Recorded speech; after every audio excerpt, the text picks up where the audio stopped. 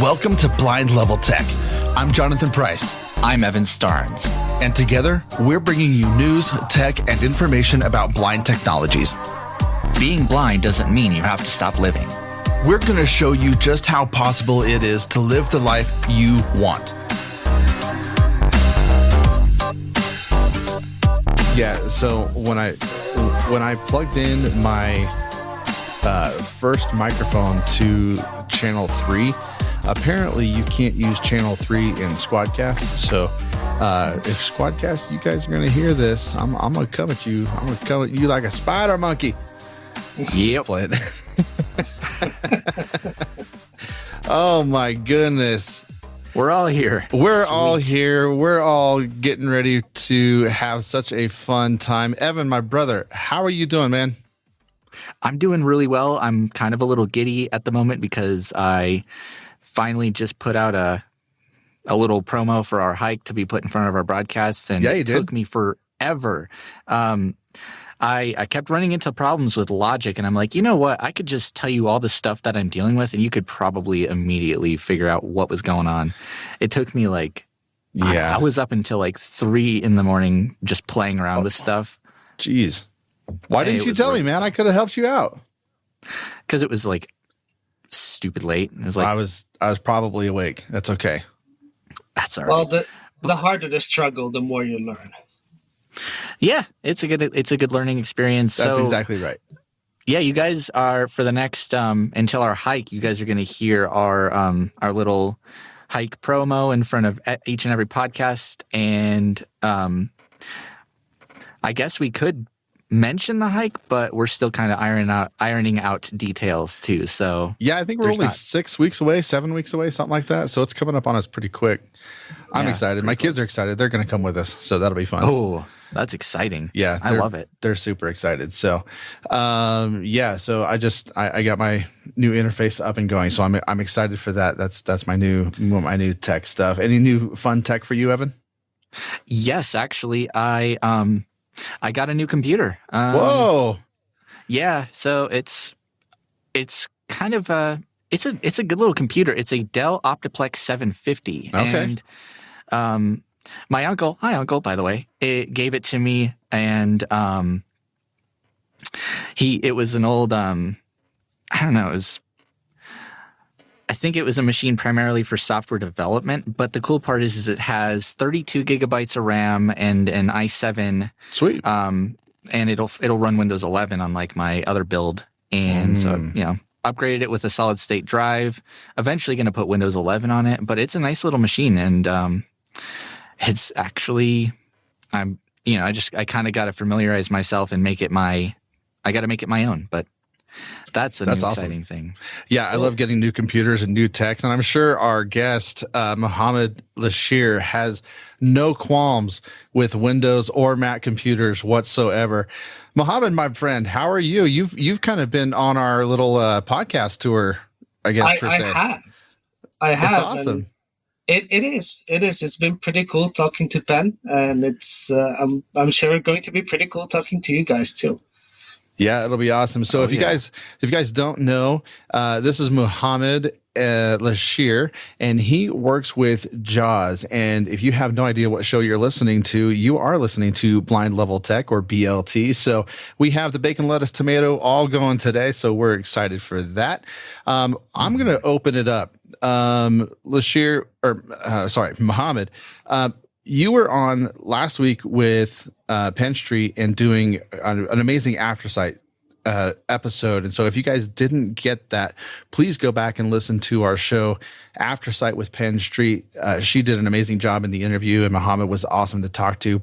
And so he goes into more of his blind journey with that. And so go back and listen to that. We want you guys to experience all of that. But what we are going to get into is this brother talks about JAWS, works with JAWS, is for JAWS, and I want you to tell the story of how you actually got working with the company that you're currently with, because it's really interesting, really fascinating. Yeah, so that's a pretty cool story.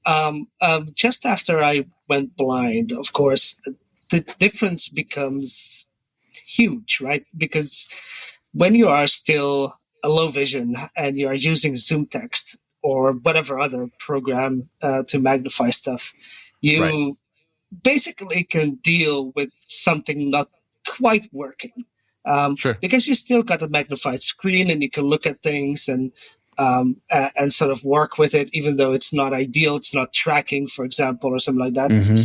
But once you start using a screen reader and things are not working, well, then you don't get any feedback at all. And so all of a sudden, the software that you're working with becomes extremely important. And you start giving more feedback to the company that produces it. Now, the company that produces Zoom Text produces JAWS too. And so I got in contact with them. I kept sending them reports of things that weren't quite to my liking, or that I thought, well, this would be a cool addition. You're like, this program sucks. Help me out, man. Right? Well, it didn't quite suck, but it was, there's always gripes with any. Oh, come on, Mohammed. I know for a fact behind the scenes, you're all sitting there. You're like, man, this sucks. I wish this would change. I'm going to write it, but I'm going to be nice about it. Oh, I'm so frustrated. Ladies and gentlemen. Yeah. Oh my gosh. Yeah. I know what it's like behind the scenes with all this tech stuff. Okay, keep going. Yeah, we all right. So yeah, definitely you do run into things where you think, well, this needs to be improved, right? And so we at Freedom Scientific produced this show, this global call-in show. It's called FS Open Line. And anyone who speaks English can call in. And we actually also have a Dutch language version, but I doubt any of your listeners, or maybe one or two of your listeners, can actually call into that one too. But we have an English language one, and you can join and you can ask all sorts of questions of people that work directly with the software. And so I did that too as a customer. And at some point, one of the guys was on that call from Vispero, said, well, you got a lot of good ideas. Why don't you come work for us? Nice. Right live on air. And that was pretty cool. So I sort of responded kind of shocked. I was like, well, yeah, why not? Let's try that. And so we got to talking, and actually ended up going to Florida for 8 months. The plan was for me to go for 12 months, but 3 months in, COVID-19 hit. And I was working from home all the time, and I'm like, well, I could work from home in Amsterdam, same as Florida. And so I went back after 8 months of staying in the US. Okay. So that's my story in a nutshell. Right on. Well, I figured I'd ask you maybe a less technical question, but so it sounds like your position in the company is kind of a recent development. It's not like, you haven't, it doesn't sound like you've been around since like the floppy disk days, but I do want to know, what was it like for you when you first fired up JAWS, like for the very first time, and what version of JAWS, like how long have you been using the screen reader up until you started working for Vispero? So I went blind in the summer of 2018. And there was sort of 3 months before that I started noticing my vision declining fairly rapidly. I was already low vision by that point, so I was using Zoom Text. I've actually always been low vision from birth, so I was pretty used to Zoom Text, the magnification software. So in 2018, I started noticing that my vision declined rapidly, and I started looking for, okay, how can I continue to work? What can I continue to use? And actually ordered JAWS and started reading up on it on my iPhone. By that point, my vision was so bad that I could barely read off my screen anymore. It didn't matter how big I made magnification. Everything was sort of vague, and I couldn't see much. So I started reading up on JAWS on my phone. And when I got it, it was like I got my computer back. I was unable to use it before. I fired up JAWS, and I was suddenly able to use it again. And from that point on, I went on a journey of exploring JAWS, Actually, after a couple of weeks, I started writing scripts for it to make my own work easier. Nice. I'm a software developer, so that goes. I mean, it's pretty natural for me to do that. And I think a year and a half after I started using JAWS in earnest, I went to work for Vispero. That's pretty cool. That's awesome. So when you got into Vispero and you were going through that job hunting process, we've talked a little bit about, through our company, how hard it is for those who are visually impaired or blind to get jobs. Was yours doesn't really sound like the typical, I'm going to apply for a job and go get it, right? I mean, they asked you on air to, hey, let's work together. What was that journey like in just the application process? And did you notice any, I guess, hiccups or what was that process like? Well, I mean, hiccups, I wouldn't call them hiccups exactly, but do remember that the person who asked me was just one person. And so Sure. If the rest of the team at Vispero didn't like me, there was no way I was going to work there, right? So Right. I still went to through an application process. It was just not initiated by me, but initiated by them. Right. So the next step was actually a 3-hour interview process where I talked to multiple people. Some people asked me to actually do some coding exercises so that I could actually show what I was made of in terms of coding. Did you hack their system? No, I did not. I was just no. They didn't let me anywhere near a compiler. I'm sure. Compiler. I was just. I'm sure. No. Oh. So and that was all online. So over the internet because I was living in Amsterdam at the time. And so after that, I actually got a call from them and they said, well, we'd love to work with you, but you have to come to the States. Are you willing to do that? Because we don't want to have you remote at this moment. Right. We think you'd benefit from being in the States. And so I said, yeah, why not? I mean, it's a huge opportunity, right? Just going to the States, going to another country, living there, is an experience that, why wouldn't you do that? That was basically Sure. my reasoning. And so I went, but it was still an application process. That's pretty cool. I'm gonna jump in because I have a really super nerdy technical question. Go ahead. So we have Windows, Mac, and Linux. As a coder, what is your favorite platform to code either with, for, on, all of the above? And then what kind of software or gear are you running right now? All right. So as for coding, for which platform, this is a very, very, very complicated question. The reason why it's a complicated question is because it depends really what you're building. So if you are building, for example, the backend of a complicated website, let me say something like an eBay or Right. maybe an Amazon or something like that, well, you probably want to use Linux, right? Because Right. First of all, it's free. You can spin up as many machines as you want with that software or with that OS running. It can do a lot of stuff, and it's actually sort of evolved to accommodate that sort of development. You wouldn't want to necessarily use Linux to develop, but you want to target Linux as a platform. Right. You want to host your server on. You want to a Linux host your system. server with a Right. yes, exactly. I definitely am all for that. Yeah. As for building an app, it really depends on what you want to do. I mean, they all have their advantages. We, of course, build for Windows, and Windows is a very nice platform to build for, but I could see myself building Mac apps or iPhone apps or Android apps, and enjoying that too. I have never done so. I've never built a Mac app.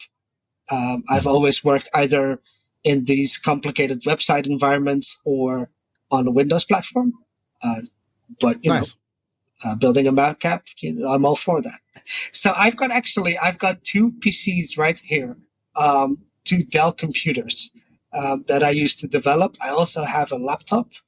I think it's HP that I use to develop on as well. So, for example, if I have to go to the office, I'll take my laptop and use that in order to be able to still develop even remotely when I'm not at my desk at my home. And I've got a personal machine that's a Lenovo with a graphics card in there because I want to dabble a little bit in game development. That is Nice. nothing that has anything to do with Vispero at all. That's just a personal hobby of mine. And then I have an iPhone and an assortment of headsets and headphones like the AirPods. Currently, I'm wearing a Sennheiser. Oh yeah, absolutely. Headset. Yep. So, I do have a really quick question when it comes to coding. Do you code on an air gap computer, or are you okay to code on normal computers? No, you're fine coding on normal computers. In fact, you need connectivity to the internet now because really when you encounter a problem that you need to solve but you don't know how, which is very, very often for any programmer out there, you need to be able to Google. And we are not the Department of Defense. We are, we're a company, right? We want to keep our secrets very close to the vest, and we will not share our company secrets with people. But we still do need the internet. We don't have nuclear codes. So not yet anyway. No, not yet. Right. So there's no need for air gaps. We do use the internet, utilize the internet. In fact, when you want to download your source code, it is using an internet connection usually. So very cool. I think this is the best time for me to jump in, if you don't mind. Jonathan, please. You gave me thanks for the segue. It was perfect. Mohammed, I'd really like to know, especially for some of our, aspiring software developers or experienced software developers or just people that like to mess around with coding. When you were learning how to code the very first time, what was your very, very, very first programming language that you ever messed with? The very, very first was HTML, CSS combined with PHP. Wow. Nice. And that was really in my high school days. I wasn't very good, to be honest. I just was hacking together websites that when you pressed a button, something would appear somewhere else and stuff like that. And it sort of grew from there. My very first serious app projects were done in Java. Wow, nice. And subsequently at university, I learned a lot more languages, but Java, I think, was the really first serious apps that I built.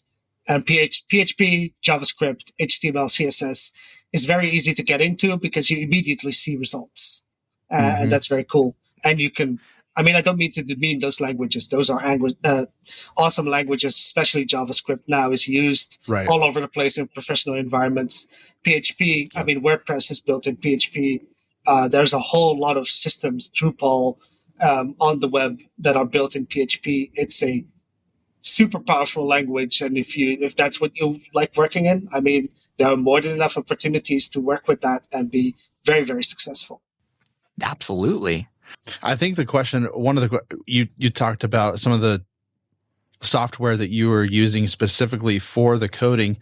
What advice would you give to those who are vision impaired, blind, to get into this field? And how do the screen readers benefit you, especially when you're coding?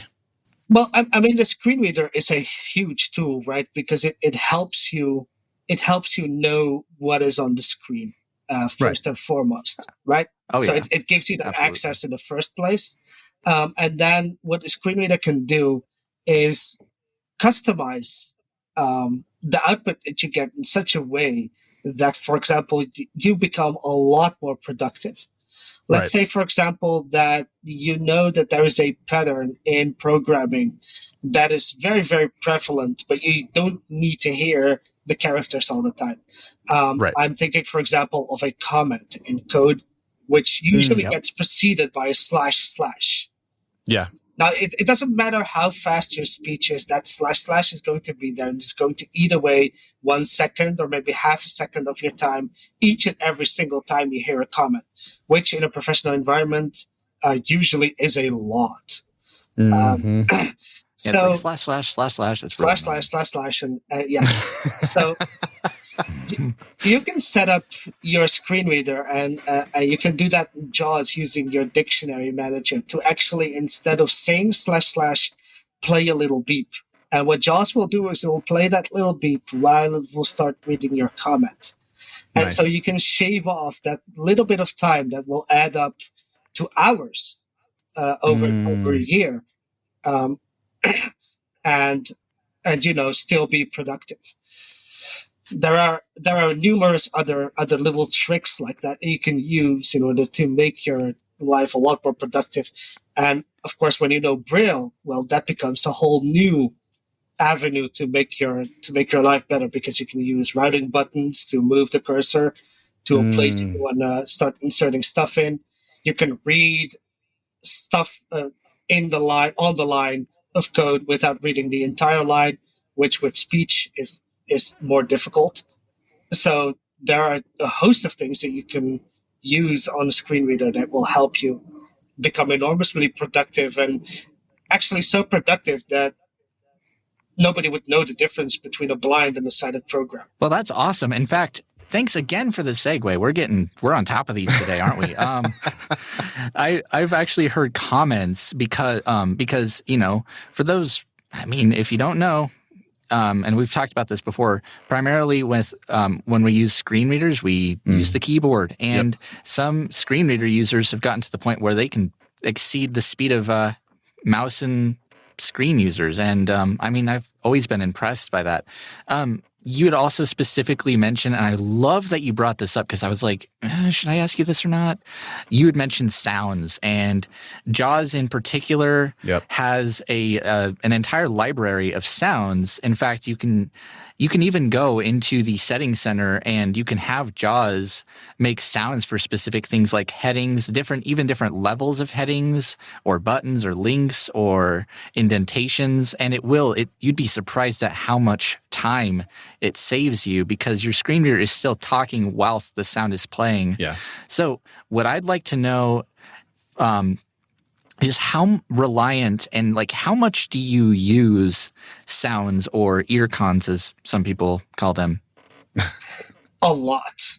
I also utilized, for example, the notification history feature and making rules to shorten my notifications, and little things like that can be so extremely impactful.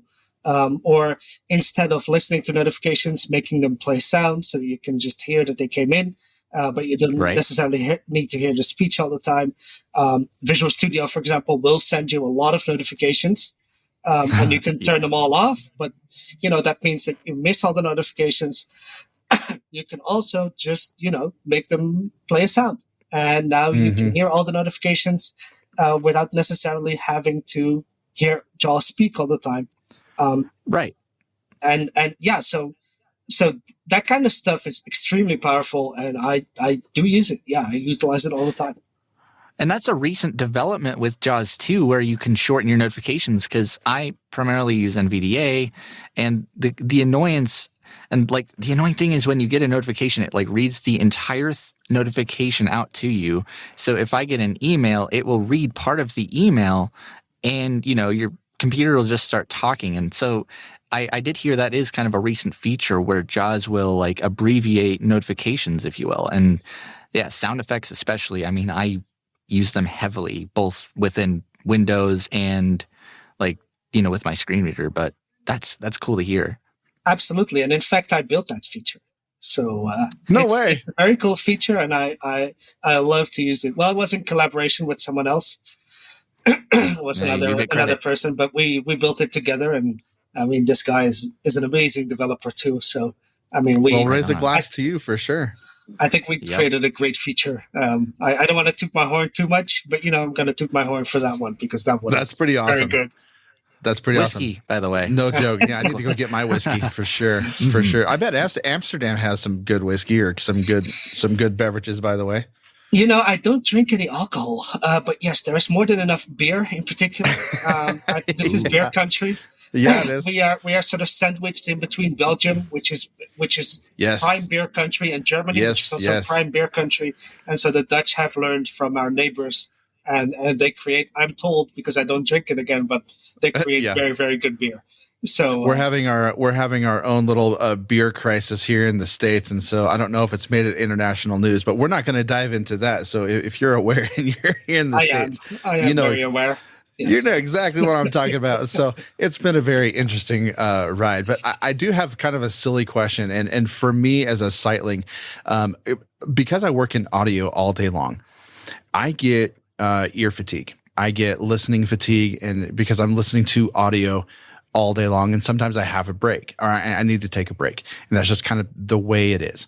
Do you, when you're coding, you're listening to, depending on what speed you're listening at, do you ever get ear fatigue, and do you find that you need to take breaks more often than you would like, or what is that like?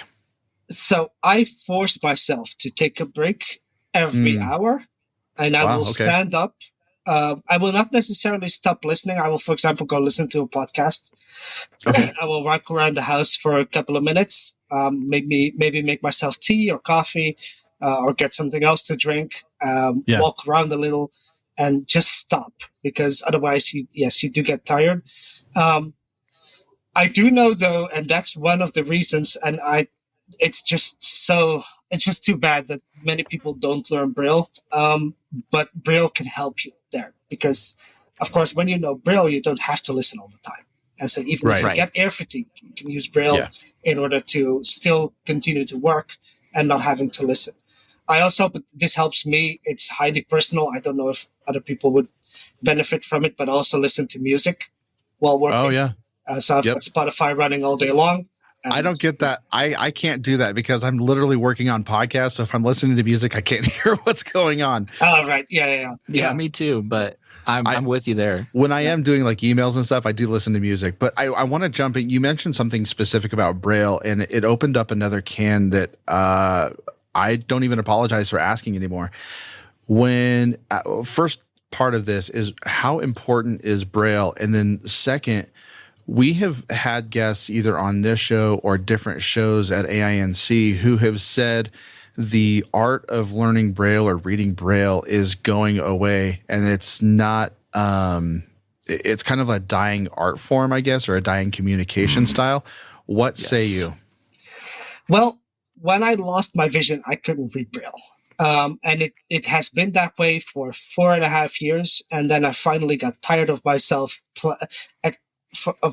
basically promising myself that I would learn Braille tomorrow. And I just started doing it. I went to classes and I started doing it. And it is a revelation. It is amazing to be able to read, because the thing is, if you listen to information, you ingest it a different way as compared to when you read it either with your eyes or with your fingers. And what I found is that reading with my eyes and with my fingers sort of activates the same neural pathways almost. I mean, I guess you can't really know that without looking. Well, it's you're communicating in your brain. It's a communication pathway. It is exactly that. And it is so great to be able to do that again. Because I mean, it gives you one more avenue of basically getting at the information. It also means that you can use your computer without needing speech. What happens to me very often on my phone is, for example, I'll get a message that I know I need to respond to, but I'm with someone, and so I can't pick up my phone, put in my headphones, and start to respond to a message, because that's rude. You can't do that to someone. But if you can quickly do that with your Braille display and just type in a quick reply while still listening to someone, and that's an art, right? Reading and listening to someone at the same time. I mean, I'm just learning to do that, experimenting a little bit with that, but that is something that is really, really good to have. And in very noisy environments, for example, when you can't hear your phone, well, now you have another avenue to basically get to the information that you want to get to. So these are things that are really, really useful. Well, yeah, and it's a very subtle thing to do. Like, I've tripped some people out because I'll be, facing them directly, and I'll have my Braille display hanging around my neck, and I'll be like sending a text message while talking to them, and they're like, "Wait, what are you doing? What is? Oh, okay, that's." Well, then you get confused as to who you're talking to, and you're like, were you talking to me, or like? Right. Oh yeah, definitely. It's a huge thing, and I would encourage anyone and everyone who listens to this podcast. I am a recent Braille convert. Learn Braille. learn it. It is Yes. going to change your life. It is amazing. I'm so glad you said that, because like initially I was kind of like, no, don't say Braille is a dying art. I do not support that. It's true. I have a really I've been kind of chomping at the bit for this question. It's a nerdy one, and it's kind of a two-parter here. So you'd mentioned text-to-speech and ear fatigue and all that. What personally is your favorite text-to-speech synthesizer? Nice. And also, what is your preferred Braille display? Because we have our preferences. Nice. And I'd like to know yours. Yes. So honestly, as to the speech synthesizer, I am Team Vocalizer. And the reason why I am is because I became blind very, very recently. And while eloquence is really crisp and nice, I just prefer listening to Vocalizer. And it's fairly fast on my system, and I can still make out all of what it says. So maybe I just need to get used to eloquence, but I'm not, at the moment at least, not an eloquence person. As for my Braille display, I haven't really had time because I just recently learned Braille to explore all the options. But I have a Focus 40 here, a Focus 40 5th generation, and it has been working very, very good, very, very well for me. So I might jump to the Focus 80 to get a little bit more real estate. But I have a Focus 40, and I'm really, really happy with it. Well, that's that's a great Braille display. Yeah. And it's funny because you and I both kind of had the same little dilemma. I primarily am an Eloquence user. Eloquence, for those who don't know, is a speech synthesizer that's been around since the 90s. It's the default with JAWS. It's also available on iOS and Mac, and it's really exciting. But I also used to be Team Vocalizer, and Vocalizer honestly does have a little bit more clarity. And if you like that human speech, they have a ton of voices with different languages and dialects to pick from. And depending on your system, it can be more responsive. People like Eloquence, though, because it is as responsive as it is. And even if you have a slow, crummy system, it will still run great. Yes. So that is cool to hear. Well, I do have one final question for me. Getting into some of the R&D, I know you can't probably say a whole lot, but is there any exciting features that are coming up with JAWS that you can share with us that listeners should be super excited about? Oh, no, unfortunately, because we are right now actually hammering out the a feature set that will come in October in the major update. Oh, man. Come on. So, I know you want to share with us. You do. I know it. I know you do. I actually want to, but I can't. I know. That's okay. That's okay. No worries. But stay tuned, because there is some exciting and amazing stuff coming for each and every one. And so there is great stuff. I can, however, talk a little bit about some other things that you might be interested in terms of. Yeah, please. Well, what has just come out, for example. We have just put out a June update, and it's a doozy. It's a huge update with a lot of bug fixes, but also some new features. For example, JAWS will now actually detect any Braille display that you connect to your computer without first configuring it. And so it'll just send Braille output. You don't have to do anything at all, and it will start working. Great. Over Bluetooth as well, or is that just Bluetooth, USB? over USB, over everything. It doesn't matter. Just connect your Braille display, and it That's will work. awesome. Exciting. And we have also built a feature called Message Center, and that actually is an avenue for us to communicate to the user.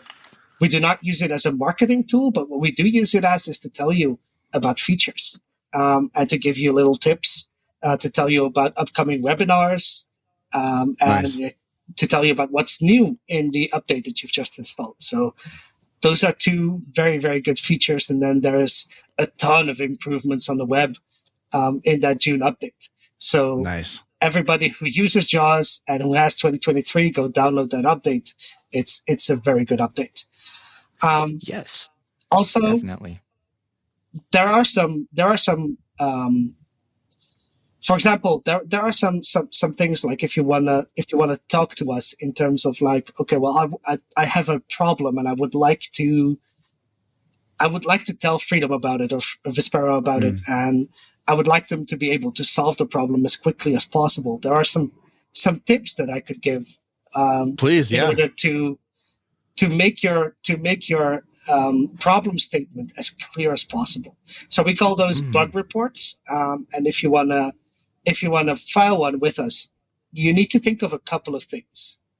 You need to think of, okay, what did I exactly do in order to get to this problem? So, for example, this is not true, but let's say that when you go to google.com, I can't type anything into the edit field, just nothing. So what you say is, well, I start JAWS, and then I open up Google Chrome, I type in the address bar, google.com, and then I navigate to the edit field and I press enter on that edit field, but JAWS doesn't do anything. I can't get into the edit field. So now you've got 4 concise steps that we can try in order to replicate your problem so that we can actually go in to the code, replicate your problem, and see what is causing the problem. And this is every single time that you encounter a problem and that you want to report to us, think of what did I exactly do in order to get there so that we can solve the problem as quickly as possible.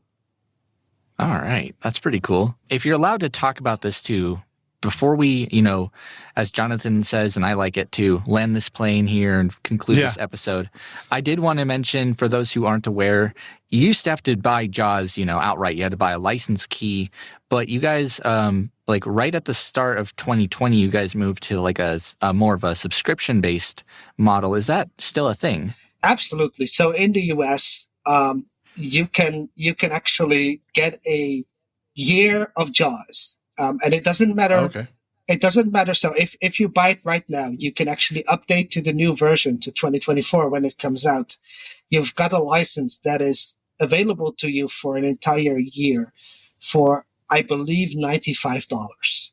And so when the next year comes up, it'll be, and I'm not exactly sure about the pricing, but it is around that point. And in fact, we've got 20% off during the summer conventions. So both for NFB and for ACB, we've got a discount going. Also for our hardware, but also for JAWS, ZoomText, and Fusion. And you can listen to our podcast because I forgot the codes that you can use, but you can listen to our podcast, FSCast. Glenn Gordon, who is one of our developers who, unlike me, has been there for 30 years. Nice. And has been working on JAWS since the 90s. He hosts that podcast and he shared the codes that you can use in order to get 20% off either on your SMA. So that is when you've purchased a license key outright and you just need to purchase some updates, or for the home annual license. And you can get JAWS for even cheaper, at 20% cheaper, in fact. That is awesome. Very cool. I'm so glad that's a thing. Well, Mohammed, what would you like our listeners to take away from this episode? I think the most important thing in life for really everyone, and so also for visually impaired people, is to try things. I think I listened to a episode of TED Radio Hour, and I don't know exactly when it aired, but it had this woman, I think she was a professor somewhere, and she said, some people are very lucky, but that's not just because they are lucky and that's that. You can only become lucky when you put yourself out there, when you go talk to people, when you contact people, and when you are in situations where you can, in fact, get lucky. And so in order to live your life to the fullest, make sure that you get yourself into situations where you could become lucky. Make sure that you take some risks, not too many maybe, but some. Talk to healthy people. risks. Healthy risks. Yeah. Go do stuff that you've never done before. Go meet people and just, try some things. And that way it will surprise you how far you'll get. I would have never ever expected to go to the States on my own, to go work for Freedom Scientific or Vispero, and to basically work for an assistive technology company. You can get places if you try, or even if you don't try, but you are out there. Yeah. Evan, any final thoughts for you? No, but that's some great life advice, and it's kind of funny. That's kind of how I got my job is through luck and taking risks. But yeah, sure. I just want to echo that. I think it's a good idea. You don't have to be constantly out in the community, always active, but just little things. If somebody offers you an opportunity to speak on a podcast, for instance, or if somebody asks you specific questions, you never know what's going to come up and what, I'm going to just say this because you never know what God's got in store. That's right. So, exactly. That's right. That's right. Mm-hmm. I think it's been a pleasure personally having you on BLT.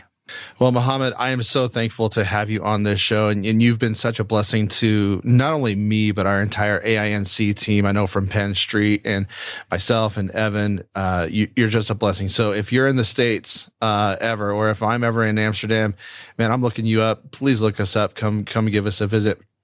Absolutely. And I would love to visit the fair state of Colorado, and I would love to go on a hike sometime. Because absolutely. Colorado is legendary for it. Even I know it. So that's awesome.